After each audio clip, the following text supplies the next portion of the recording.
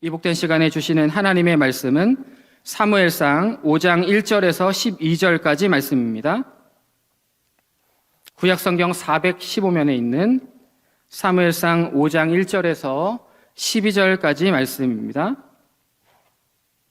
사무엘상 5장 1절에서 12절까지 말씀 교독하겠습니다.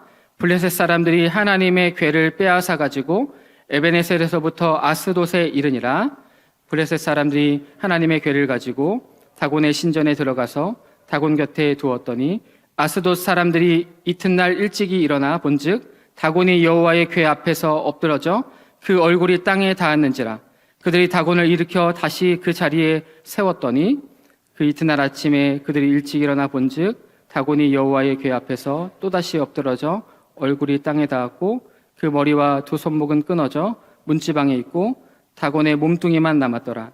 그러므로 다곤의 제사장들이나 다곤의 신전에 들어가는 자는 오늘까지 아스돗에 있는 다곤의 문지방을 밟지 아니하더라.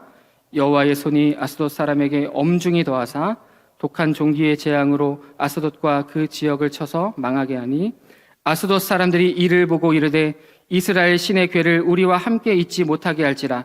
그의 손이 우리와 우리 신 다곤을 친다 하고 이에 사람을 보내어 블레셋 사람들의 모든 방백을 모으고 이르되 우리가 이스라엘 신의 궤를 어찌하랴 하니 그들이 대답하되 이스라엘 신의 궤를 가드로 옮겨가라 하므로 이스라엘 신의 궤를 옮겨갔더니 그것을 옮겨간 후에 여호와의 손이 심히 큰 환난을 그 성읍에 더하사 성읍 사람들의 작은 자와 큰 자를 다 쳐서 독한 종기가 나게 하신지라.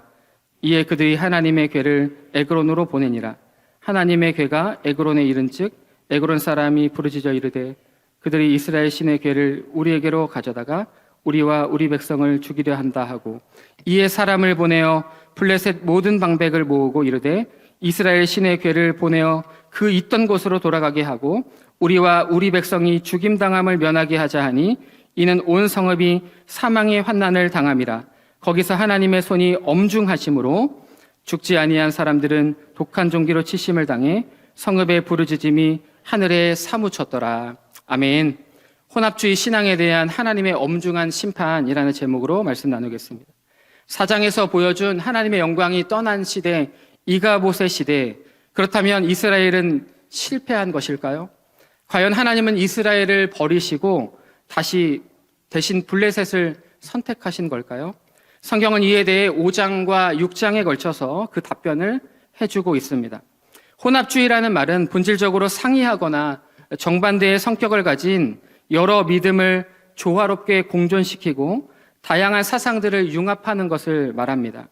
그런데 이러한 혼합주의는 우리가 개혁신학 정체성 선언을 통해 낭독한 것처럼 성경의 최고의 권위와 이 신앙의 기초를 무너뜨리는 반성경적인 사상입니다. 그럼에도 불구하고 혼합주의가 우리의 신앙과 삶에 깊숙이 들어와 있다는 것을 우리는 부인할 수 없는 시대를 직면합니다.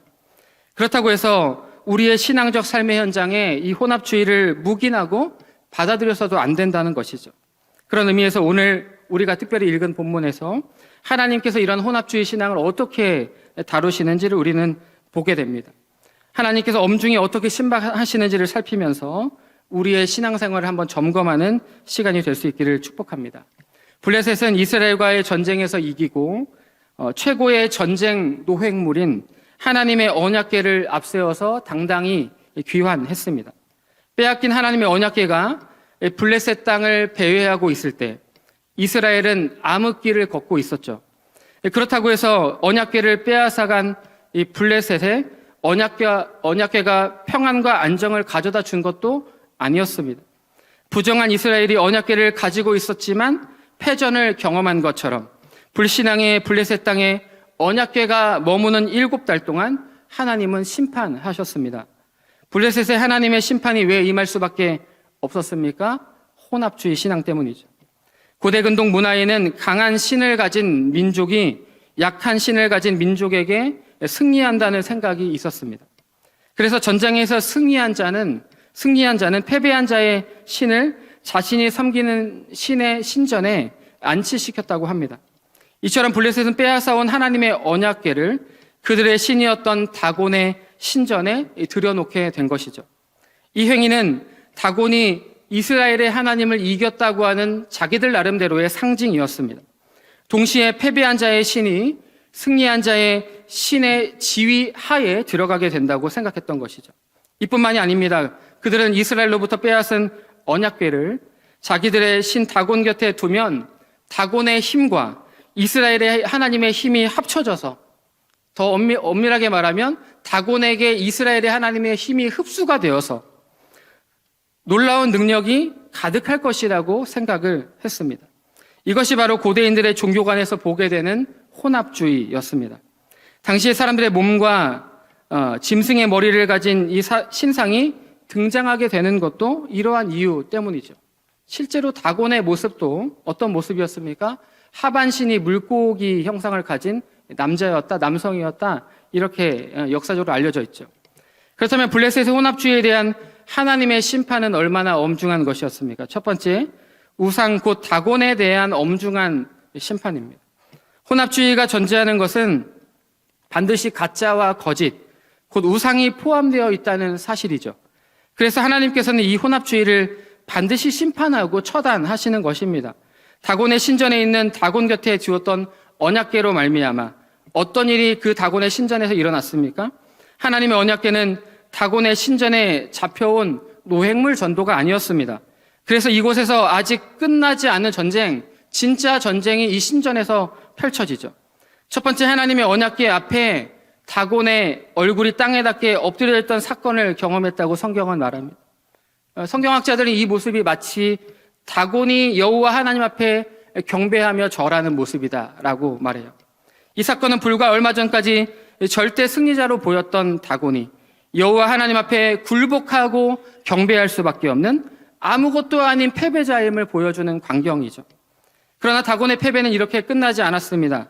블레셋 사람들이 그토록 의존하면서 강한 신이라고 믿고 있었던 다곤을 그들의 손으로 손수 일으켜 주어야만 하는 이 비참한, 다곤을 경배하는 사람들의 도움을 받아야만 일어날 수 있는 무능한 신, 그것이 밝혀진 처절한 패배였던 것이죠.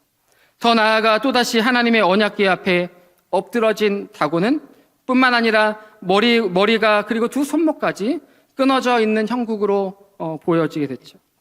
여기서 다곤이 머리를 잃었다는 것은 사고력이 전혀 없다. 성경학자들이 이렇게 말하죠. 또 두 손목이 끊어졌다는 것은 이제 할 수 있는 능력이 없다. 이렇게 봅니다.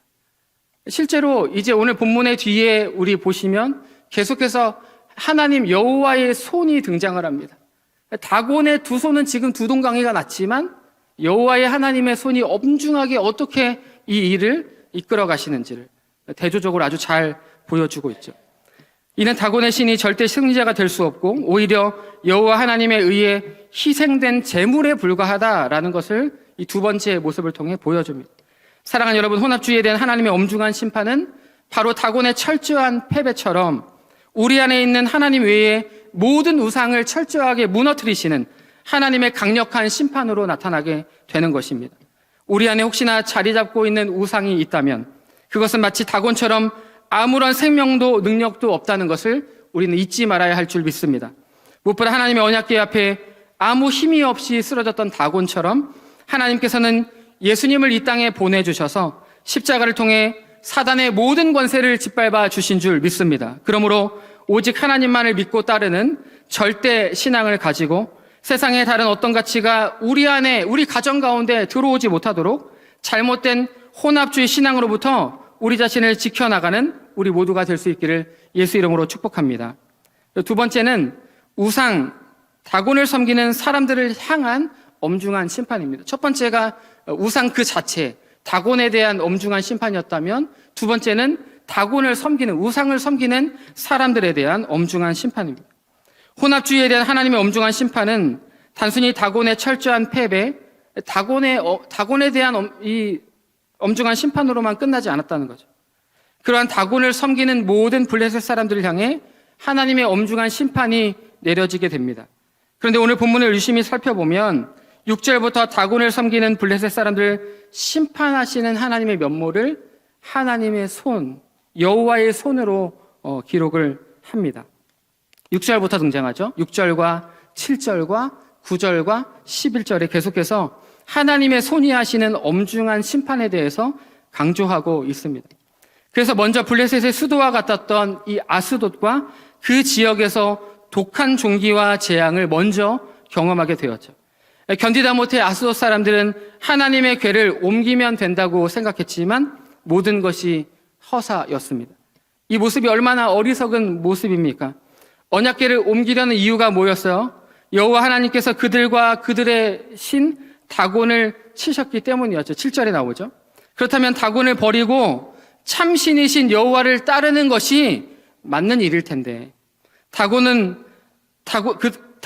그들을 보호하는 것이 아니라 그들이 다곤을 보호해야만 하는 이 입장, 그거를 그들은 지금 버리지 못하는 것입니다. 끝까지 그런 아무것도 아닌 다곤을 버리지 못하는 거예요. 이게 바로 우상 숭배의 본질이죠. 이러한 사실을 누구보다 잘 아시는 여호와 하나님께서는 그들을 심판하시는 것을 지체하지 않으시고 엄중한 심판을 내리시는 거예요. 가드로 옮겨진 언약궤는 그곳에서도 잠잠히 있지 않았죠. 악성정기로 가드를 치셨고 또 그 언약궤를 에그론으로 이제 옮기고자 합니다. 그런데 가는 곳마다 재앙이 임한다는 소식을 들은 이 에그론 사람들이 언약궤가 들어오는 것을 필사적으로 막으려고 하죠. 결국 그들의 결정은 이제 어디로 보내려고 해요? 이스라엘로 다시 돌려보내자. 그런 결정을 하지만 역시 하나님의 엄중한 심판을 피할 수 있는 방법은 여전히 아니었다는 것이죠. 하나님의 심판을 피할 수 있는 방법은 무엇이었을까요? 우상, 곧 다곤을 섬기는 일을 버리고 참신이신 하나님을 따르는 것이었습니다. 그러나 그들은 끝까지 그들만의 우상인 다곤을 버리지 못하고 여호와 하나님을 따르지 못했습니다. 이제 말씀을 정리합니다. 우리가 하나님을 믿는 신앙인이라고 하지만 우리 안에 또 다른 우상이 또 다른 가치가 혹시 공존하고 있진 않습니까? 이러한 혼합주의 신앙이 너무나 쉽게 자리 잡고 있는 시대를 살아가고 있는 우리입니다. 바라기는 혼합주의로 인해 심판을 피할 수 없었던 이 블레셋을 반면교사로 삼고 혼합주의 신앙에 대한 엄중한 심판을 내리셨던 하나님을 기억하며 나와 내 집은 오직 여호와만 섬기겠노라 고백했던 여호수아와 같은 고백을 가지고 살아가는 순전한 믿음의 우리 새로남의 교우들 되시기를 예수 이름으로 축복합니다. 함께 기도할 기도의 제목입니다.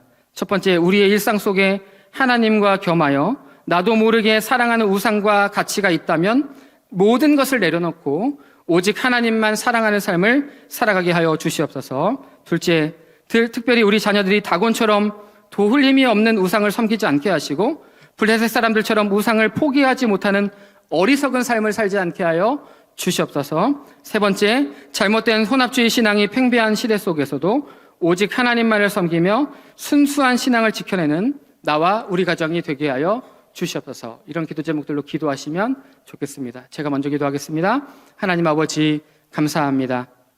오늘 귀한 말씀을 통하여서 우리의 삶 가운데 찾아온 또 신앙생활의 모습들을 다시 한번 돌아보게 하심을 감사합니다. 우리가 유일하신 하나님만을 섬기는 자가 되어야 할 텐데 때로는 우리의 삶에 나도 모르게 들어온 또 다른 가치와 또 다른 우상과 또 다른 무언가가 우리의 삶에 중요한 우선순위로 자리 잡고 있지는 않은지 한번 돌아보는 시간이 되게 하시고 다곤을 철저하게 엄중하게 심판하시고 그 우상인 다곤을 섬기는 사람들을 엄중하게 심판하신 하나님의 면모를 보면서 우리가 다시 한번 우리 자신과 우리 가정을 주님 앞에 온전하게 세워가는 우리 모두가 되게 하여 주시옵소서. 혼합주의 신앙을 버리고 오직 주님만 따라갈 수 있는 우리 가정 될 수 있도록 함께하여 주옵소서. 감사하며 거룩하신 예수님 이름으로 기도드립니다. 아멘.